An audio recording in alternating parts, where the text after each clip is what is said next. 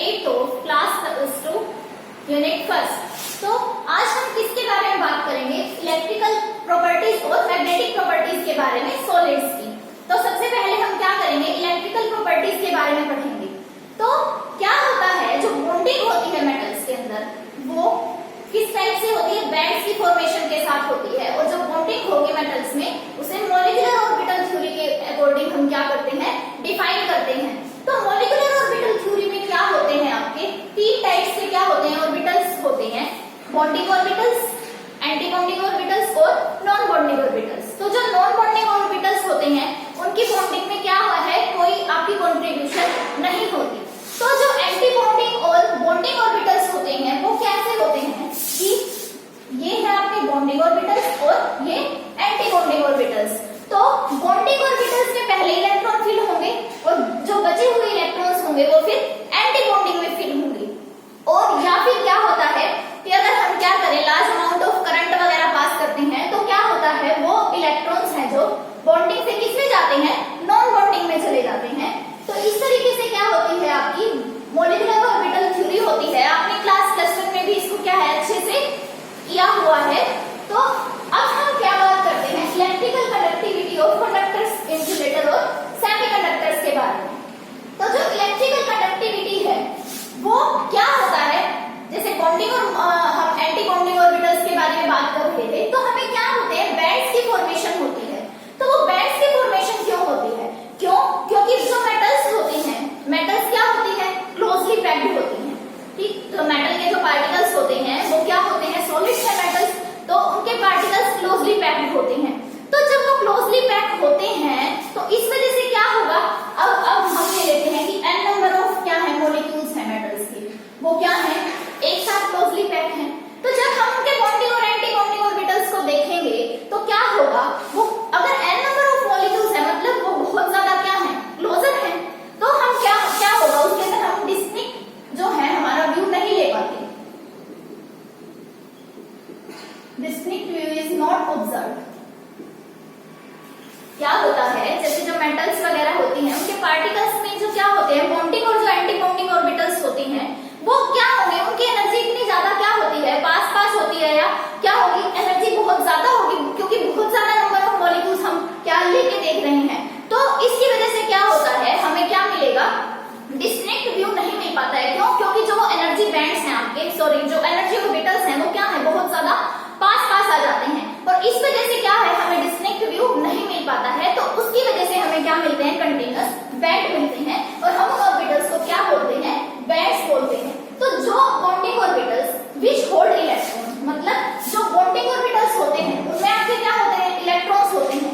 ठीक, तो उनको हम क्या बोलते हैं? वैलेंस बैंड बोलते हैं, जिसके अंदर क्या है? आपके फर्स्टली इलेक्ट्रॉन्स फिल हैं। जैसे कि हमने कोई भी एग्जांपल लिया है, जैसे यहाँ पे हमने बेरिलियम का एग्जांपल लिया है 1s2 2s2, तो ये दोनों आपके क्या है? बॉन्डिंग ऑर्बिटल्स हैं। और 2p क्या है? ये वैकेंट है, ये एंटी बॉन्डिंग ऑर्बिटल है।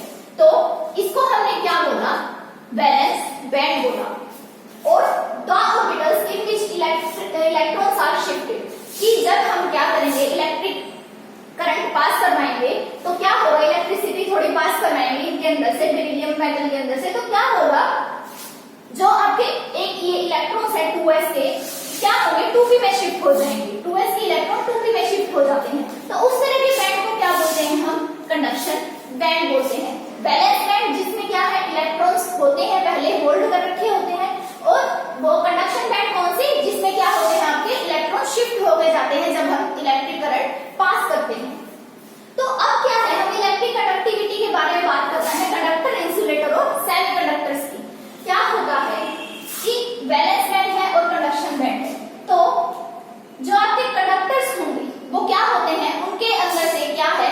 इलेक्ट्रिक करंट आपका वो क्या करते हैं? अलो करते हैं large amount of electric current की उनके अंदर से पास हो सके। जैसे यहाँ है, हमने बात की है मेटल्स हुई, आयनिक सॉलिड्स हुए। आयनिक सॉलिड्स सिर्फ मोल्टन स्टेट में वो क्या करेंगे? इलेक्ट्रिसिटी कंडक्ट करेंगे।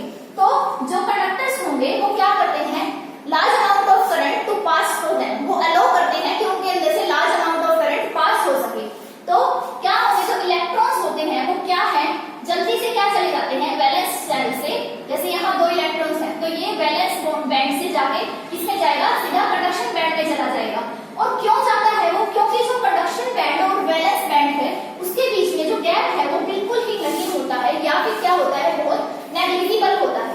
तो क्या है, हम थोड़ा सा करंट पास करते ही क्या होगा, आपके क्या हो जाएगी, इलेक्ट्रिसिटी को वो क्या कर लेंगे, कंडक्ट कर लेंगे। क्यों?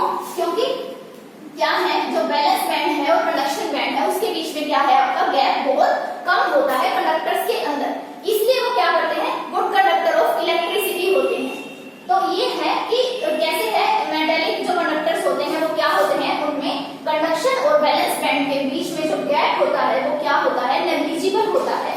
इस वजह से क्या है, वो इलेक्ट्रिसिटी कंडक्ट करते हैं बहुत जल्दी, वो गुड कंडक्टर ऑफ इलेक्ट्रिसिटी होते हैं आपके मेटालिक कंडक्टर्स। अब सेमीकंडक्टर्स क्या होते हैं फिर, तब वो क्या होंगे, जिनमें से क्या हो, स्मॉल अमाउंट ऑफ करंट क्या करें, वो अलाउ करें पास करने के लिए खुद के अंदर से। जो सॉलिड्स क्या करेंगे, small amount of current allow करेंगे अपने अंदर से पास करने के लिए, वो क्या होते हैं, सेमी कंडक्टर्स होते हैं। इनकी कंडक्टिविटी इंसुलेटर्स और कंडक्टर्स के इन बिटवीन क्या करती है, लाई करती है। जैसे कि जो ये क्या है, बैलेंस बैंड है और कंडक्शन बैंड है, इनके जो बीच का गैप होता है वो क्या होता है, कंडक्टर से तो क्या होता है, थोड़ा ज्यादा होता है, बट इंसुलेटर से क्या होता है, थोड़ा कम होता है। ये क्या होता है, स्मॉल गैप होता है। इस वजह से क्या करते हैं, क्योंकि कंडक्टर्स में तो गैप बिल्कुल नेग्लिजिबल है, इसलिए वो जल्दी इलेक्ट्रिसिटी कंडक्ट करेंगे। बट सेमीकंडक्टर्स में क्या है, जो इलेक्ट्रॉन्स होंगे वो पास तो होंगे बैलेंस बैंड से कंडक्शन बैंड में जाएंगे, बट थोड़ा सा गैप ज्यादा है, इसलिए क्या है, कुछ पर्टिकुलर अमाउंट ऑफ इलेक्ट्रॉन्स ही क्या जा पाएंगे, पर्टिकुलर नंबर ऑफ इलेक्ट्रॉन्स ही यहाँ से उठ के और यहाँ जा सकते हैं कंडक्शन बैंड के अंदर, क्योंकि क्या है, गैप थोड़ा सा कंडक्टर से ज्यादा है। तो इलेक्ट्रिसिटी तो ये कंडक्ट करेंगे, बट इतने अच्छे नहीं होते जितने कि हमारे कंडक्टर्स होते हैं इलेक्ट्रिसिटी कंडक्ट करने के।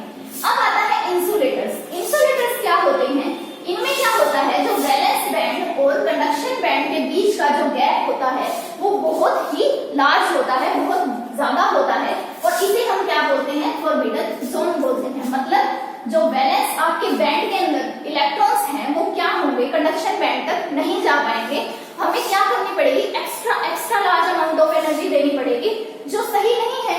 ठीक, तो इस वजह से क्या होगा कि इंसुलेटर्स हैं वो गुड कंडक्टर ऑफ इलेक्ट्रिसिटी नहीं होते हैं, मतलब उनके अंदर से अमाउंट ऑफ करंट फ्लो नहीं होता है, वो अपने अंदर से करंट को पास होने ही नहीं देते। और वो क्यों नहीं होता, क्योंकि जो बैलेंस बैंड है और कंडक्शन बैंड है उनके बीच का गैप है जो वो बहुत ज्यादा है, उस गैप को हम क्या बोलते हैं, फॉरबिडन जोन बोलते हैं। और उसकी वजह से जब इलेक्ट्रिक करंट पास होगा तो क्या होगा, इलेक्ट्रॉन्स बैलेंस से कंडक्शन बैंड में जा ही नहीं पाएंगे, इसलिए क्या है कि वो करंट को अपने अंदर से फ्लो नहीं होने देते। ये थे आपके कंडक्टर्स, इंसुलेटर्स और सेमीकंडक्टर्स की इनकी इलेक्ट्रिक कंडक्टिविटी कैसे होती है। और ये एग्जांपल्स क्या क्या है इनके, जैसे मेटल्स और आयनिक सॉलिड्स हैं, ये कंडक्टर्स होते हैं, और जो आयनिक सॉलिड्स होते हैं वो मोल्टन स्टेट में होते हैं कंडक्टर, और वैल्यू क्या लाई करती है इनकी 10⁷ ओम इनवर्स सेंटीमीटर इनवर्स, ये इनकी कंडक्टिविटी की वैल्यू है।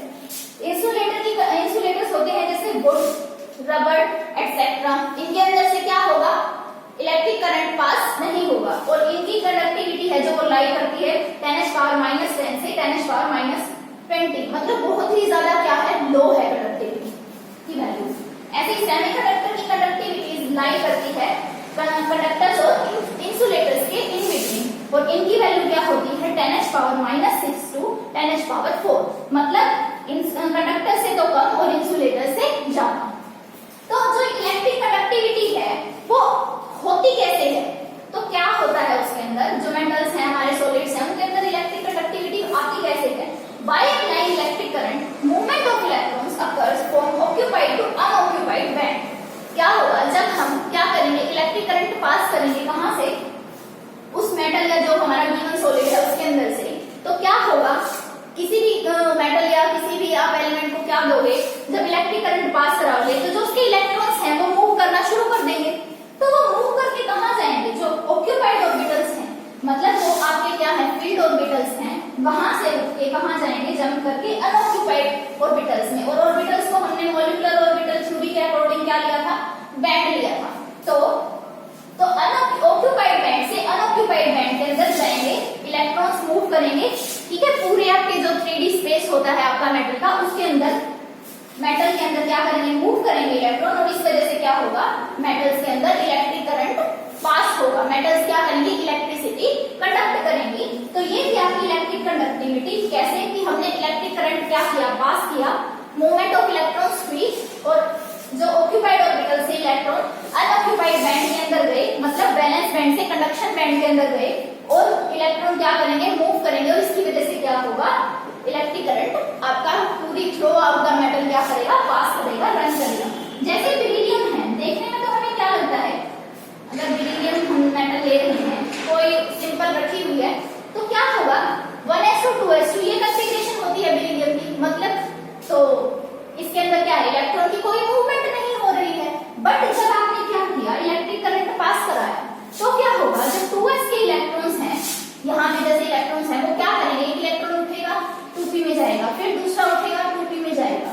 तो क्या हो रहा है, जब ऑक्यूपाइड ऑर्बिटल था आपका 2s, यहाँ से उठ के इलेक्ट्रॉन्स कहाँ जा रहे हैं, 2p में जा रहे हैं, मतलब अनऑक्यूपाइड बैंड में जा रहे हैं, कंडक्शन वैलेंस बैंड से कंडक्शन बैंड में जा रहे हैं, और इस वजह से क्या है, बेरिलियम इलेक्ट्रिसिटी कंडक्ट करता है। इवन क्या है, मतलब गुड कंडक्टर ऑफ इलेक्ट्रिसिटी है बेरिलियम। वैसे तो देखने में लगता है कि फील्ड ऑर्बिटल्स हैं, तो कुछ नहीं होगा कि इलेक्ट्रिसिटी कंडक्ट नहीं करेगा, बट करता है इलेक्ट्रिसिटी कंडक्ट। क्यों? क्योंकि इलेक्ट्रिक करंट जब पास कराएंगे तो 2s के जो 2s बैंड के जो ऑक्यूपाइड बैंड है, जो उसके इलेक्ट्रॉन्स कहाँ जाएंगे, 2p में चले जाएंगे, जो क्या है, अनऑक्यूपाइड। Note it down.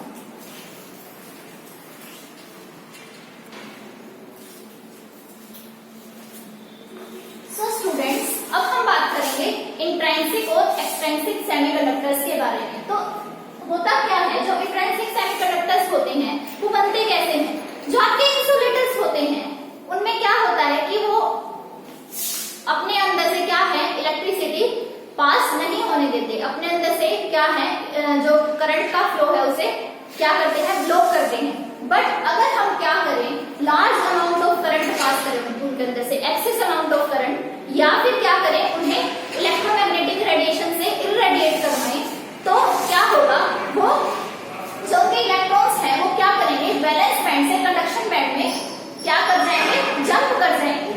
क्या होगा, जब आपके जो इंसुलेटर्स हैं उनको हम इलेक्ट्रोमैग्नेटिक रेडिएशन से इररेडिएट करेंगे, या फिर क्या करेंगे, लार्ज अमाउंट ऑफ करंट है जो पास करेंगे, तब क्या होगा, जो इलेक्ट्रॉन, जो उनके बीच का जो कोवलेंट बॉन्ड होता है जिससे वो क्या है, जुड़े हुए हैं, वो ब्रेक होगा। ब्रेक होगा तो क्या होंगे, जो इलेक्ट्रॉन्स होंगे वो फ्री हो जाएंगे मूव करने के लिए, और इलेक्ट्रॉन जब मूव करने के लिए फ्री होंगे तो वो क्या करेंगे, वैलेंस बैंड से कंडक्शन बैंड में जाएंगे, और थ्रू आउट द क्या है, जो भी आपको एलिमेंट दिया हुआ है उसके अंदर से मूव करेंगे।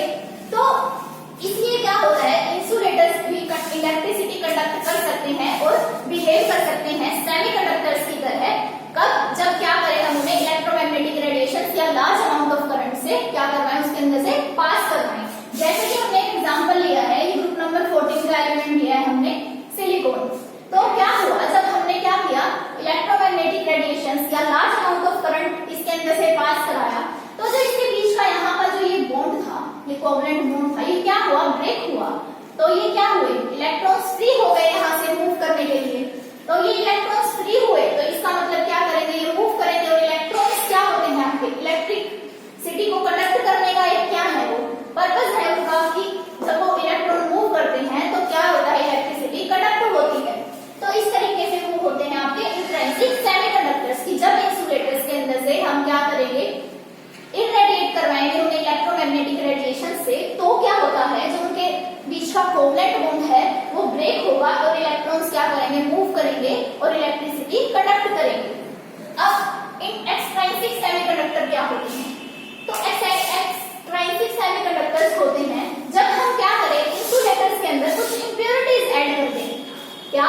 when impurities are added to certain insulators, कि कुछ certain insulators हैं, अगर हम उनके अंदर impurities ऐड कर देते हैं, और इस प्रोसेस को हमने क्या कहा था, डोपिंग कहा था। हमने लास्ट लेक्चर में भी पढ़ा था कि जब आप क्या करते हैं, impurity ऐड करते हैं सब्सटेंस के अंदर, तो उसे डोपिंग बोलते हैं, और ये था आपका impurity defect। तो इसके अंदर क्या होता है, तो जब ये डोपिंग होगी, हमने impurity ऐड किया, तो क्या होगी, या तो क्या बचेंगे, आपके पास एक्स्ट्रा इलेक्ट्रॉन होंगे जो क्या रिस्पॉन्सिबल होते हैं कंडक्टिविटी के लिए,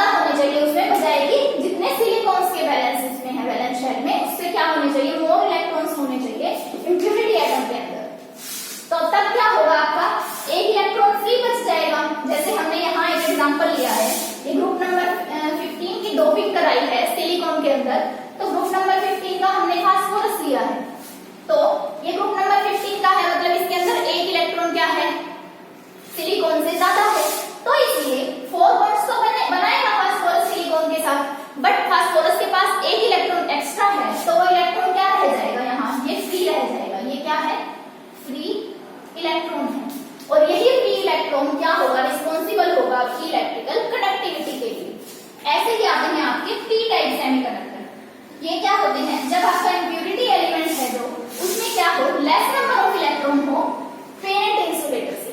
क्या, जब जो आपका पेरेंट इंसुलेटर है उससे क्या होने चाहिए, लेस नंबर ऑफ इलेक्ट्रॉन्स होने चाहिए। जैसे कि हमने यहाँ पे बोरोन का एग्जांपल लिया है। बोरोन ग्रुप नंबर 13 का क्या है, एलिमेंट है, और सिलिकॉन ग्रुप नंबर 14 का है। तो मतलब बोरोन क्या करेगा, 3 बॉन्ड्स तो बनाएगा, बट जो 4th बॉन्ड है वो नहीं बना पाएगा। तो वहां पे क्या रह जाएगी, एक वैकेंसी या होल क्रिएट होगा, और उस वही वैकेंसी और होल क्या होगा आपका इलेक्ट्रिकल कंडक्टिविटी के लिए क्या होगा, रिस्पॉन्सिबल होगा। बट जो होल्स होते हैं वो क्या होते हैं, मूव तो करते हैं, बट उनकी डायरेक्शन क्या होती है, इलेक्ट्रॉन से अपोजिट होती है। हमने लास्ट लेक्चर में भी पढ़ा था। तो ये थे आपने इंट्रिंसिक और एक्सट्रिंसिक सेमीकंडक्टर्स कि कैसे इंसुलेटर इनकी सेमीकंडक्टर्स की तरह बिहेव कर सकते हैं। Note it down.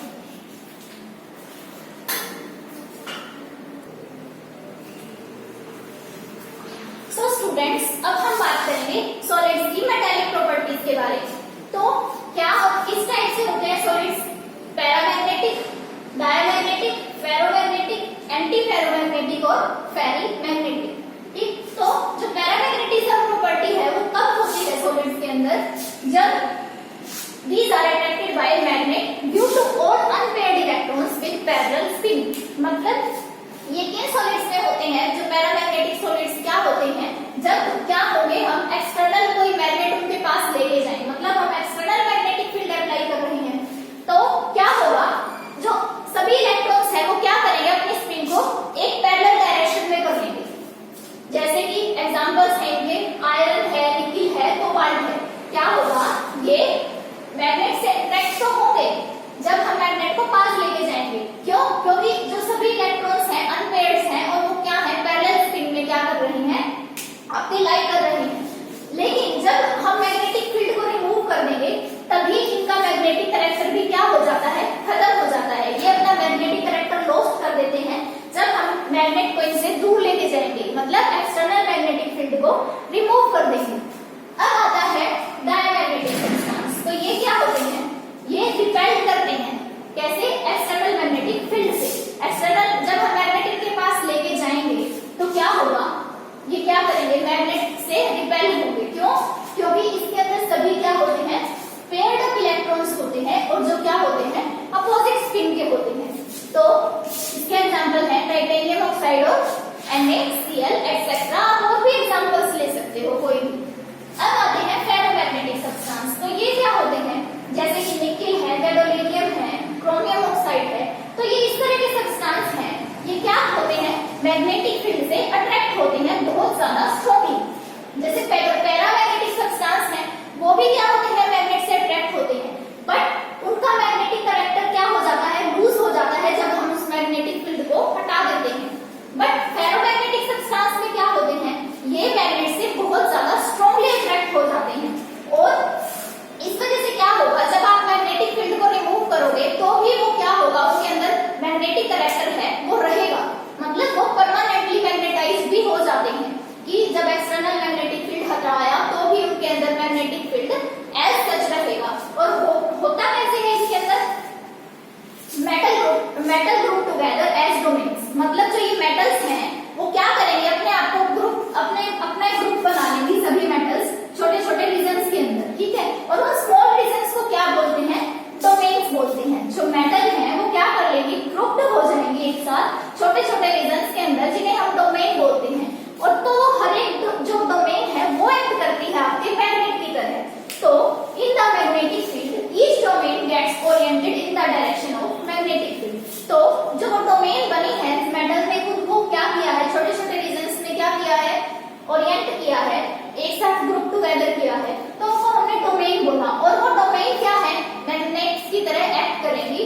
तो जब मैग्नेटिक फील्ड उनके ऊपर लगाया जाएगा तो वो जो हर एक डोमेन बनी है वो क्या करेगी, आप अपने आप को ओरिएंट कर लेगी जिस डायरेक्शन में आपका मैग्नेटिक फील्ड लग रहा है। जैसे इस डायरेक्शन में मैग्नेटिक फील्ड लगा रहे हो तो ये क्या है, जो ये सभी डोमेन्स हैं वो भी सेम डायरेक्शन में क्या कर लेगी, अपने आप को ओरिएंट कर लेगी। तो ये है फेरोमैग्नेटिक सब्सटेंस, जो क्या है, परमानेंटली मैग्नेटाइज भी हो जाते हैं जब हम एक्सटर्नल मैग्नेटिक फील्ड को रिमूव कर देते हैं।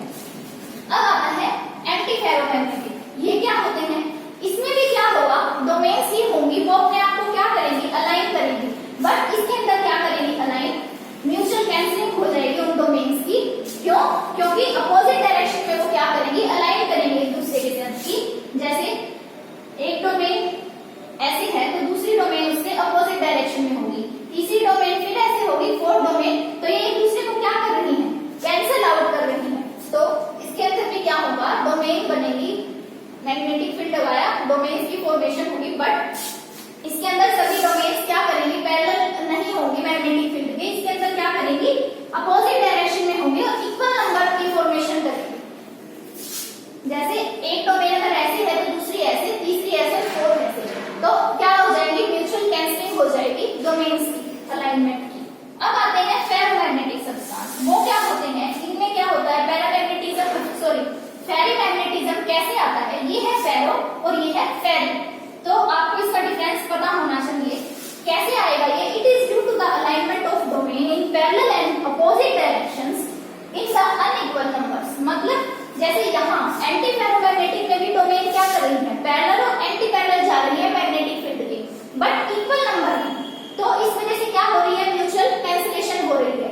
बट इसके अंदर क्या होगी, डोमेन्स की अलाइनमेंट पैरेलल और एंटी पैरेलल होगी, बट वो अनइक्वल नंबर में होगी। जैसे यहाँ पे तीन क्या है, पैरेलल अलाइनमेंट है, वन सॉरी हाँ तीन क्या है, पैरेलल अलाइनमेंट है, जैसे आपका ये मैग्नेटिक फील्ड है, तो तीन इसके पैरेलल है, बट दो क्या है, एंटी पैरेलल है, तो वो म्यूचुअल कैंसिलेशन नहीं होती है। जैसे कि आपका एग्जांपल है Fe3O4, तो ये थी आपकी magnetic property of solids, note it down.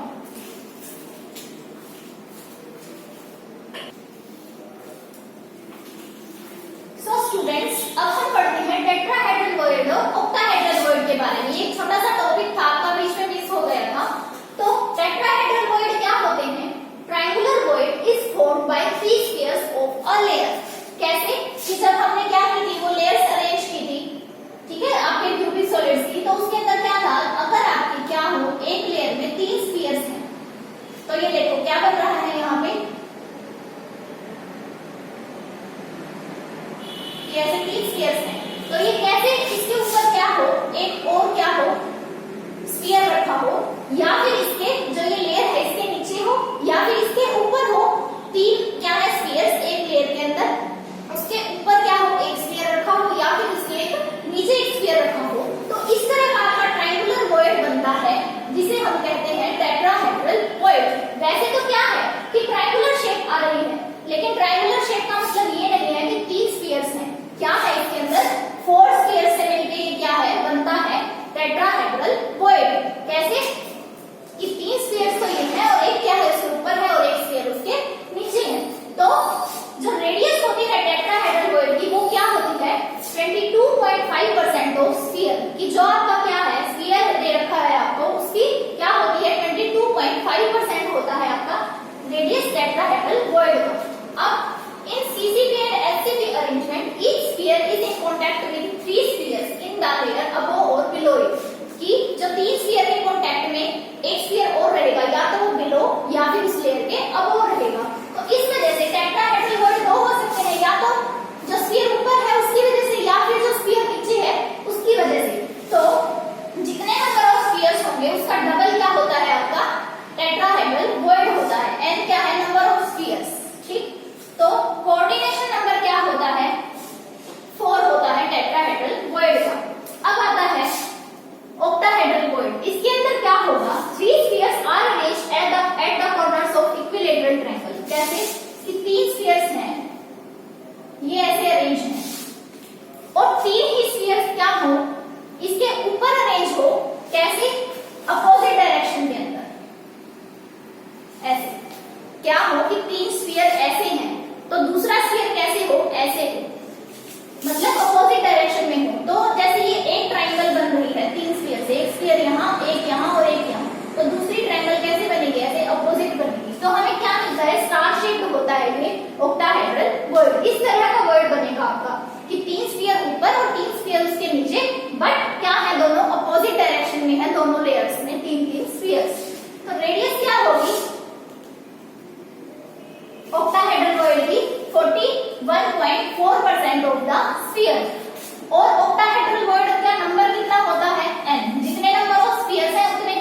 होंगे आपके ऑक्टाहेड्रल वर्ड होंगे। और कोऑर्डिनेशन नंबर इसका क्या होगा, 6 स्फीयर्स है ना एक साथ, तो इसलिए 6 होगा इसका कोऑर्डिनेशन नंबर।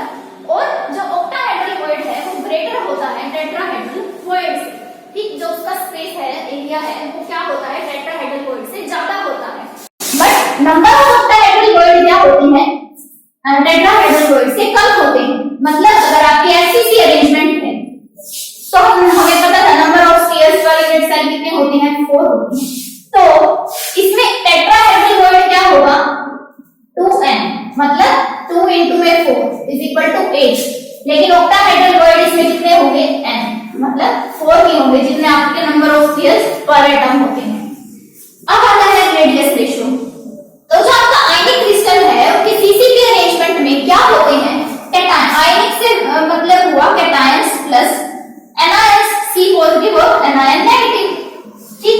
तो जो कैटायंस होते हैं वो क्या होते हैं, एनायन से हमेशा स्मॉल साइज के होते हैं। तो जब आयनिक क्रिस्टल आप ले रहे हो, कोई भी क्रिस्टल है वो अपने आप को स्टेबल करने की सोचता है, तो वो स्टेबिलिटी कैसे आएगी कि जो कैटायंस हैं वो तो क्या करें, वॉइड्स को ऑक्यूपाई करें, और एनायंस हैं, जो एनायन हैं वो किसको करें ऑक्यूपाई, आपके स्फीयर्स को, जो स्फीयर्स हैं उनको ऑक्यूपाई करें, जो कॉर्नर स्पेस सभी पे क्या है, स्फीयर्स हैं। मतलब स्टेबिलिटी कब आएगी, जब कैटायंस हैं वो क्या होंगे, मैक्सिमम नंबर ऑफ आपके एनायंस से घिरे होंगे। और वो कब हो सकता है कि जब क्या हम आपके कैटायंस वॉइड्स को ऑक्यूपाई करें और एनायंस स्फीयर्स को ऑक्यूपाई करें, तब आपका क्या बनता है, आयनिक क्रिस्टल बनता है और उसमें स्टेबिलिटी आती है। तो जब रेडियस रेशियो होगी, मतलब अगर कैटायंस आपके छोटे हैं तो मतलब कैटायंस की रेडियस क्या होगी, एनायन से छोटी होगी, और हम क्या लेते हैं, हम की रेशियो लेते हैं दोनों रेडियस की। तो रेडियस रेशियो का क्या होगी, R पॉजिटिव बाय में R नेगेटिव, और R पॉजिटिव क्या है, radius of cation, and R negative क्या है, radius of anion. Note it down.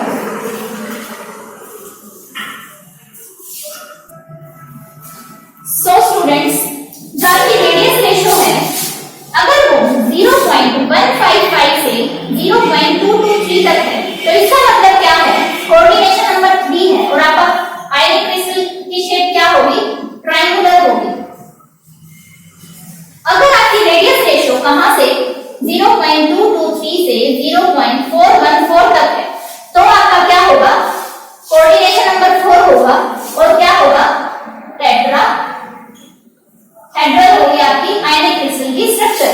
अगर आपकी रेडियस रेशियो 0.414 से 0.732 तक है, तो कोऑर्डिनेशन नंबर 6 होगा, और आपका जो आयनिक क्रिस्टल होगा उसकी शेप होगी ऑक्टाहेड्रल। और अगर रेडियस रेशियो आपकी 732 से 1 के बीच में आ रही है, या फिर कई बुक्स में है 0.99 के बीच में आ रही है, तो आपका क्या होगा, 8 होगा कोऑर्डिनेशन नंबर, और आपका क्यूबिक क्रिस्टल बनेगा। तो ये भी आपको क्या है, याद रखना है कि आपकी रेडियस रेशियो अगर इनके बीच में कहीं लाई कर रही है, तो इसका मतलब ट्रायंगुलर है वो आयनिक क्रिस्टल, इनके बीच में लाई कर रही है तो टेट्राहेड्रल है, इनके बीच में लाई कर रही है तो ऑक्टाहेड्रल है, और इस आपकी रेंज के बीच में लाई कर रही है तो आपका क्या है, आयनिक क्रिस्टल क्यूबिक है।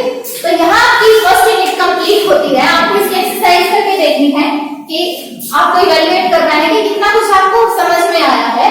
नेक्स्ट लेक्चर से हम नेक्स्ट यूनिट स्टार्ट करेंगे। Note it down.